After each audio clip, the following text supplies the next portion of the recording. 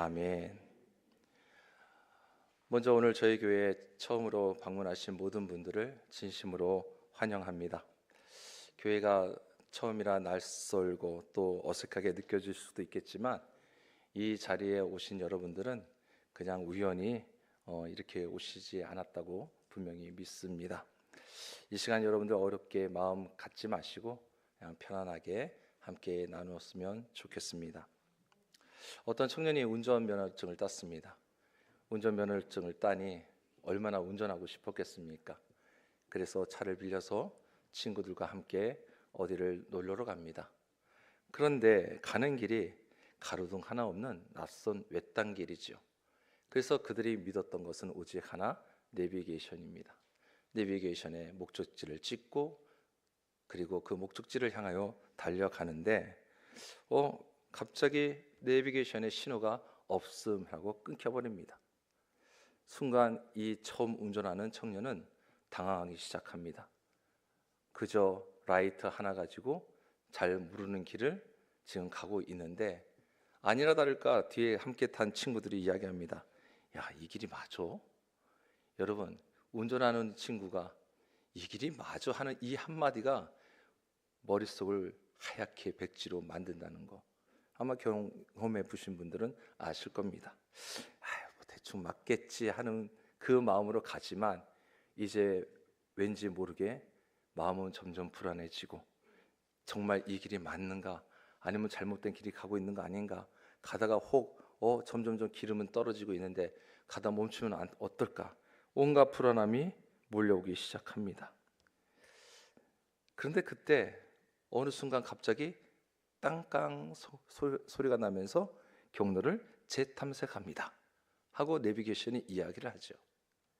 그 순간 이 청년의 마음은 어떨까요? 깊은 한숨과 함께 살았다. 그리고 재탐색합니다. 500m 앞에서 우회전하십시오. 그리고 그 말을 듣고 우회전했더니 본인이 가고자 하는 그 방향의 이정표가 나왔다는 것이죠. 순간 청년은 그 느끼는 안도감은 이루 말할 수 없는 큰 기쁨을 느꼈을 것이라 봅니다. 여러분, 이 이야기가 어찌 보면 우리의 인생과 참 비슷하지 않나 생각되어집니다. 우리가 살아가고 있지만 그래, 나 정도면 괜찮게 살고 있는 거지, 나 정도면 뭐 이 정도면 잘 살고 있는 거지 라고 이야기를 하는데 왠지 속으로는 이게 맞는 길인가? 내가 제대로 가고 있는 거 맞을까? 하면서 왠지 모르는 불안감이 우리 안에 싹 트기 시작하고 그렇게 살아가는 것이 우리들의 모습이지요. 요즘 시대가 얼마나 풍요로운 시대가 되었습니까? 정말 옛날에 비하면은 부족함이 없는 그런 시대입니다. 이제는 1인 1가구에 차들이 다 하나씩 심지어는 2대, 3대까지 있고요. 우리가 부족함이 없는 풍요로운 시대를 살고 있는 게 분명합니다. 그럼에도 불구하고 이상하게 마음의 길을 점점 잃어버리고 그 안에는 우울감과 불안감이 싹트기 시작하고요. 그리고 그 가운데 살아가는 사람들은 점점 더 많아지고 있다는 통계가 분명히 나오고 있습니다. 혹시 여러분들 잠을 자다가 새벽에 잠시 눈을 떴는데 천장을 바라보면서 이런 생각을 해보지 않으셨습니까?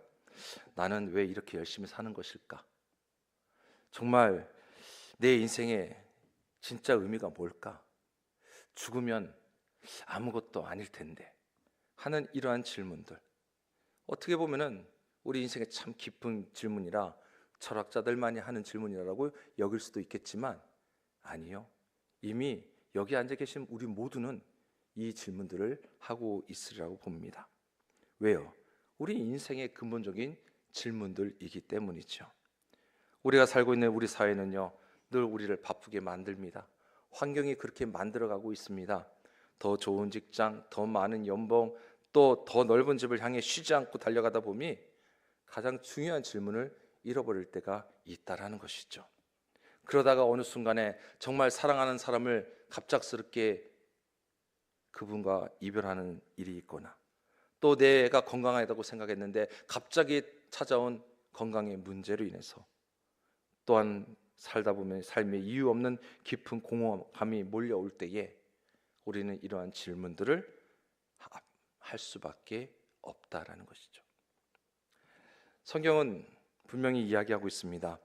죽음의 문제를 해결하지 못하면 인생의 방향도, 그리고 또한 인생의 진짜 의미도 완전히 알 수 없다고 이야기합니다. 그 근본적인 질문에 답을 찾을 수 있으니 그 답이 누구냐? 바로 오늘 부활절의 주인공 되시는 예수 그리스도이십니다. 예수님 당시에도 수많은 사람들이 주님을 따랐지요. 그리고 또 오늘날 시간이 2000년이 넘은 시간을 지나서 우리가 예수님을 믿는 이유가 있습니다. 그 이유가 성경에 분명하게 기록이 되어 있습니다. 고린도전서 15장 17절에서 19절 말씀 제가 읽어드리겠습니다. 그리스도께서 다시 살아나지 못하셨으면 너희의 믿음도 헛되고 너희가 여전히 죄 가운데 있을 것이요 또한 그리스도 안에서 잠자는 자들도 망하였으리니 만일 그리스도 안에서 우리가 바라는 것이 다만 이 세상의 삶뿐이면 모든 사람 가운데 우리가 더욱 불쌍한 자이니라. 이 말씀의 의미는 뭐냐면, 예수님이 말씀대로 부활하지 아니하셨다면, 약속대로 그냥 죽음으로 끝나고 그냥 부활하지 아니하셨다고 한다면 그동안 주님을 믿었던 사람들은 그 삶이, 그 믿음이 다 헛된 것이었다라고 성경은 기록을 하고 있는 겁니다. 그러니 예수님 부활 사건은요, 우리의 신앙, 우리의 믿음이 헛되지 아니함을 보여주시는 최종적인 놀라운 사건이었던 것이죠. 아이, 부활, 그 교회 다니면서 그냥 사람들에게 희망을 주려고 만들어낸 이야기가 아니야?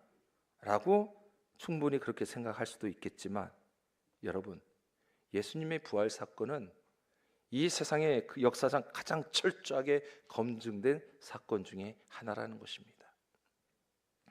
예수님은 지금으로부터 약 2000년 전에 계셨던, 정말 실제로 살았던 역사적인 인물이십니다. 그 예수님이 십자가에 못 박혀 돌아가시고, 그리고 로마 군인들이 직접 철저하게 지키고 있는 완전하게 큰 돌로 봉인된 그 무덤 안에 장사되셨고요. 그리고 3일 이후에 그 돌무덤이, 돌이 활짝 열리고 무덤은 빈 무덤이 되는 그 놀라운 일이 일어나게 됩니다. 더 놀라운 것은 그 이후의 일이에요.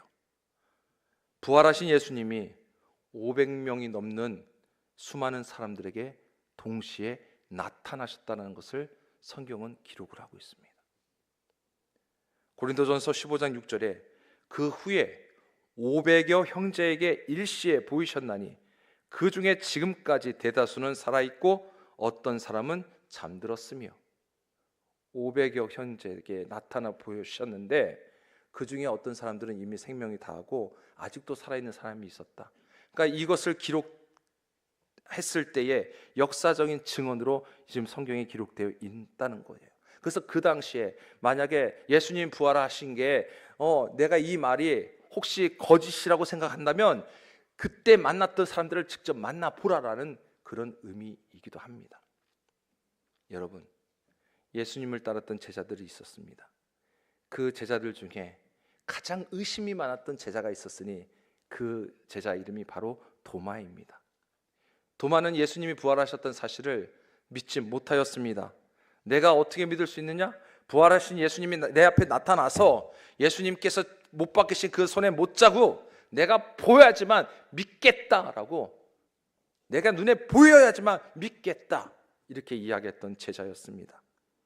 그런데 정말 부활하신 주님이 나타나시고 그리고 그 도마에게 이야기합니다. 자, 내 손으로 내 손의 상처를 만져봐라. 직접 보고 만져봐라. 도마는 그 자리에서 무릎을 꿇을 수밖에 없었습니다. 그리고 고백합니다. 나의 주님, 나의 하나님이십니다. 예수님이 잡히실 때에 그 예수님이 가장 사랑했던 제자 중 하나인 베드로, 자기도 잡혀갈까 봐, 잡혀서 고난당할까 봐, 잡혀서 혹 목숨까지 잃을까 봐 두려운 마음에 나 예수님 몰라요, 몰라요, 몰라요 꺾기요. 닭 울기 전에 3번 부인하겠다는 주님의 말씀대로 그는 부인을 합니다. 베드로뿐만 아니라 많은 제자들이 예수님 잡히시고 난 뒤에 뿔뿔이 흩어졌습니다. 흩어졌다는 것은 도망갔다는 거예요. 그런데 그 숨어있던 제자들이, 두려움에 떨고 있던 그 제자들이 갑자기 목숨을 걸고 예수님을 전하기 시작합니다. 그 이유가 뭘까? 바로 부활하신 주님을 만났기 때문입니다. 만나기 전에 주님이 말씀하셨던 그와 부활의 사건을 믿지 못했지만 진짜 말씀하신 대로 부활하신 주님 만났기 때문에 주님을 만남으로 인해서 그들의 생각과 그들의 마음과 그 모든 것들이, 행동까지도 다 바뀌게 된 것이죠. 오늘 우리가 함께 보았던 이 요한복음 14장 6절, 내가 곧 길이요 진리요 생명이니 나로 말미암지 않고는 아버지께로 올 자가 없느니라. 우리 예수님께서는요, 나는 좋은 길을 가르쳐주는 선생입니다 라고 이야기한 것이 아닙니다. 오늘 말씀에는 분명하게 이야기하시는 게 내가 바로 그 길이다 라고 말씀하고 계세요. 오늘날 좀 쉬운 말로 표현해 볼까요? 내가 너의 인생의 내비게이션이다. 나를 통하지 않고는 진짜 목적지에 도달할 수 없다 라고 말씀하시는 거예요. 여러분들 서점에 혹시 가기를 좋아하십니까? 요즘 인터넷 서점이 많이 발전해서 서점에 가는 일이 드물기도 하는데, 서점에 가보면은 가장 많은, 그리고 사람들이 들어가는 입구에 가장 눈에 띄기 좋은 그 자리에 어떤 책들이 있느냐? 대부분 자기 개발서들이에요. 그래서 이렇게 하면 성공한다, 이렇게 하면 행복하다 등등 여러 가지 수많은 저자들이 쓴 자기 개발, 성공에 관한 책들이 제일 들어가는 입구에 잘 보이는 자리에 위치되어 있습니다. 그런 방법들 좋겠지요. 그런데 시대가 바뀌면 낡아버리고 상황이 바뀌면은 소용없어지는 것들이 세상의 방법입니다. 반면 예수 그리스도께서 제시하시는 길은 2000년이 지난 지금도 전혀 변하지 아니하는 영원한 진리임을 우리가 분명히 믿으셔야 합니다. 예수님이 우리 인생의 이정표가 되신다는 것은 어떤 의미가 있느냐? 3가지가 있어요. 그 첫 번째가 어디서 왔는지를 우리를 알게 합니다. 우리가 어디서 왔는가? 여러분, 우리가 우연히 태어난 존재들이 아닙니다. 우리 모두는 철저하게 하나님의 사랑으로 만드신, 계획하신 가운데 이 땅에 온 소중한 존재임을 여러분 믿으시기 바랍니다. 또한 두 번째는 우리가 왜 사는지를 알게 해 주십니다. 우리의 인생이 그냥 의미 없는 반복이 아니라 하나님의 뜻 안에 있는 귀한 의미를 가지고 있는 인생이라는 것을 여러분들이 주님을 통해서 아셔야 되는 거죠. 그리고 마지막 3번째는 우리가 어디로 가는지를 알게 해주십니다. 여러분, 우리의 인생의 끝이 죽음으로써 허무한 소멸이 아니람을 아셔야 돼요. 오히려 그 죽음이 새로운 시작입니다. 주님께서 말씀하신 영원한 생명으로 이어지는 여정의 시작임을 우리는 분명히 믿습니다. 부활, 천국, 영생 좋습니다. 다 좋은 말인데요, 지금 당장에 살다 보면 내 월세 걱정하고 직장에서 스트레스 받고 내 마음의 상처는 어떻게 해야 될지, 이 도움을 어디서 받을 수 있나, 이 질문을 할 수가 있는 것이죠. 여러분, 오늘 부활절, 우리가 부활하신 주님을 바라보면서 우리는 부활신앙을 가져야 된다고 하는데, 이 부활신앙이 단지 우리가 죽은 다음에 천국에 가는 천국 티켓으로만 생각하면 안 된다는 겁니다. 지금 여기 오늘 내가 살아가고 있는 이 현재 이 순간의 삶을 실제로 바꾸는 힘이 있으니 그 힘이 바로 부활 신앙입니다. 두 가지로 얘기할 수 있습니다. 첫 번째, 부활 신앙은 우리를 다시 시작할 수 있는 용기를 준다는 사실이에요.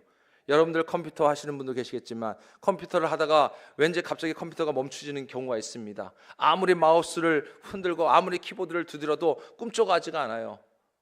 그럴 때 할 수 있는 방법이 뭡니까? 컴퓨터의 전원 버튼 밑에는 리셋 버튼이라는 게 항상 있습니다. 리셋 버튼을 다시 한번 눌러주면 컴퓨터가 재작동해서 다시 쓸 수 있다라는 거예요. 우리에게 언제든 다시 시작할 수 있는 리셋 버튼과 같은 그런 용기가 바로 부활 신앙입니다. 살다 보면 이제 다 끝났다고 느껴지는 순간들이 있습니다. 사업의 실패, 끊어진 인간관계, 또한 건강 문제, 마치 인생의 무덤 같은 그런 절망적인 순간들이 있다는 것이죠. 하지만 부활은요, 분명하게 우리에게 이야기합니다. 죽음조차도 끝이 아니다라는 거예요. 가장 절망적인 십자가의 죽음이 가장 영광스러운 오늘 이 부활의 아침을 막 바뀌었듯이 여러분의 삶이 어떤 실패와 상처 속에서도 그것이 마침이 아니고 끝이 아니라는 사실을 여러분, 우리는 부활 신앙을 통해서 돌아볼 수 있어야 합니다. 두 번째는 부활 신앙은 우리의 삶의 가치관을 바꿔준다는 거예요. 우리 삶의 진짜 중요한 가치가 무엇인지를 깨닫게 합니다.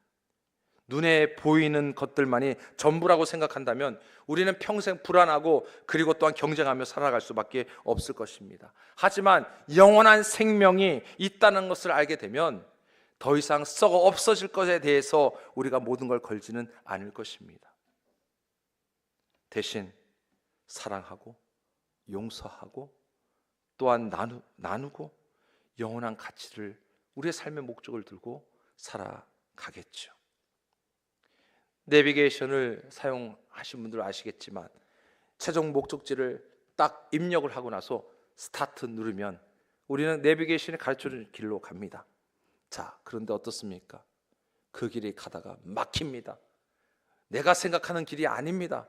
왠지 길이 삥 돌아서 가듯 알려줍니다. 그런데 걱정하지 않아요. 왜 걱정하지 않습니까? 이래도 가나 저래도 가나 산으로 가나 바다로 가나 최종 목적지는 내가 찍은 그곳으로 안내해 주기 때문이라는 거죠. 여러분, 부활이라는 확실한 목적지를 아는 사람은 인생의 어떤 시련 앞에서도 절대 흔들리지 아니하는 그 평안함을 가질 수 있음을 믿으시기를 바랍니다. 말씀을 정리하겠습니다. 성도 여러분, 그리고 오늘 교회에 처음 나오신 여러분, 여러분들의 마음속에는 어떤 생각들을 가지고 스쳐 지나가는지는 저는 다 알 수는 없습니다. 그러나 분명하게 확실하게 이것만큼은 말씀드릴 수 있습니다. 하나님은 여러분들을 사랑하십니다. 그리고 여러분의 인생을 향한 아름다운 계획을 우리 하나님이 친히 계획하고 계십니다. 요한복음 11장 25절 26절에 말씀하셨습니다. 나는 부활이요 생명이니 나를 믿는 자는 죽어도 살겠고 살아서 나를 믿는 자를 영원히 죽지 아니하리니 이것을 내가 믿느냐? 내가 믿느냐? 오늘 이 자리에 계신 우리에게도 여러분에게도 우리 주님은 이 말씀으로 똑같이 물으십니다. 내가 너의 인생의 길이고 진리고 생명이란다. 내가 가장 두려워하는 죽음의 문제까지도 이미 내가 해결했어. 내가 이것을 믿느냐? 인생의 안개 속에서 길을 잃고 헤매고 계십니까? 아니면 어디로 가야 할지 몰라 불안하고 또한 공허하고 계십니까? 그렇다면 오늘 죽음을 이기시고 부활하신 우리 예수 그리스도를 여러분들의 인생의 내비게이션 또한 인생의 확실한 이정표로 받아들이시기를 진심으로 권면드립니다. 그리고 그 부활 신앙으로 매일매일의 삶이 새로워지는 경험이 여러분의 삶 가운데 넘쳐나시기를 주님의 이름으로 축복합니다. 여러분, 예수님께서는요 절대 여러분의 삶을 억지로 통제하려 하지 않으십니다.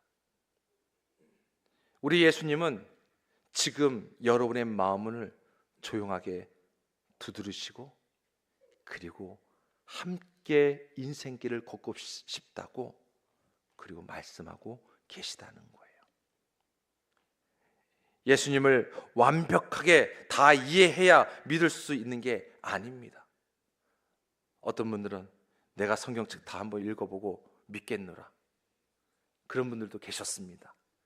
그런데 놀라운 거는요, 성경책을 다 읽고 난 다음에 믿는 게 아니라 성경 말씀을 읽다가 믿게 되는 놀라운 일들이 일어나고 있습니다. 그래, 이분이 나를 사랑하셔서 나를 위해 죽으셨다가 다시 살아나셨구나. 이 복음을 듣고 그냥 마음속으로 조용히 예, 맞습니다 라고 고백하는 게 여러분 그게 믿음의 시작입니다. 오늘 이 부활절 여러분의 인생에 새로운 빛이 비춰지는 날이 될 수 있기를 주의 이름으로 축원합니다. 부활하신 예수님이 여러분 한 분 한 분의 그 인생의 참된 소망과 또한 방향이 되어 주셔서 여러분들을 이끌어 주시고 함께해 주시라 믿습니다. 주님의 축복이 여러분의 삶 가운데 가득하기를 주님의 이름으로 축원합니다. 기도하겠습니다.